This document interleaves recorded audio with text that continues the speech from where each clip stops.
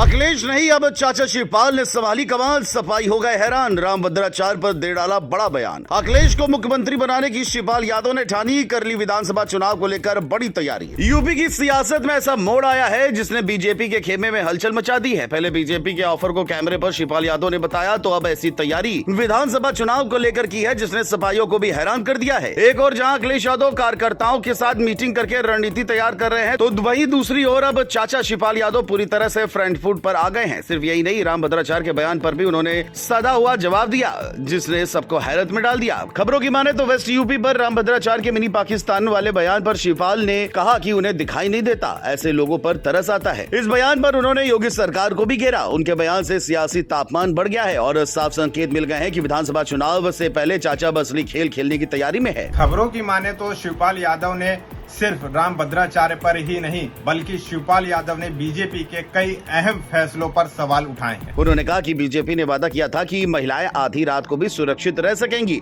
लेकिन आज महिलाएं और लड़कियां सुरक्षित नहीं हैं। शिवपाल यादव ने दावा किया कि कई मामलों में तो पुलिस रिपोर्ट तक दर्ज नहीं करती। यही नहीं, यूपी में हो रहे एनकाउंटरों पर भी उन्होंने सवाल उठाए और कहा कि ये सब दिखावा है। उन्होंने ये तक कह दिया कि बीजेपी के कानून व्यवस्था के दावे खोखले हैं। वही मीडिया से बात करते हुए शिवपाल यादव ने विधानसभा चुनाव की बड़ी रणनीति का खुलासा किया। उन्होंने कहा कि सपा संगठन का लक्ष्य समाजवादी वोटों को कटने से बचाना है। उन्होंने बीजेपी पर आरोप लगाया कि उनकी सरकारें वोट चोरी से बनी है। शिवपाल ने घोषणा की है, इस बार समाजवादी कार्यकर्ता यूपी के 75 जिलों में वोट चोरी रोकने का काम करेंगे और बीजेपी को सीधी चुनौती देंगे। जानकारों का भी यही मानना है कि शिवपाल यादव का ये ऐलान साफ करता है कि चाचा अब अखिलेश को मुख्यमंत्री बनाने के लिए खुद मैदान संभाल चुके हैं, क्योंकि अब वो जनता के मुद्दों को भी मंच से उठा रहे हैं। बता दें, हाल ही में शिवपाल यादव ने जनता के सबसे बड़े मुद्दे बिजली बिल पर भी निशाना साधा था। उन्होंने कहा कि स्मार्ट मीटर इतनी तेजी से भाग रहे हैं कि जो बिल पहले 2000 आता था अब वो 5000 रुपए पहुंच गया है। उन्होंने यूपी को देश की सबसे महंगी बिजली वाला राज्य बताया और अवैध कटौती का आरोप भी जड़ा। यानी शिवपाल ने ये संदेश दे दिया है कि वे जनता के असली दर्द को भुनाने की पूरी तैयारी में है और चुनाव से पहले हर वर्ग की नब्ज पकड़ चुके हैं।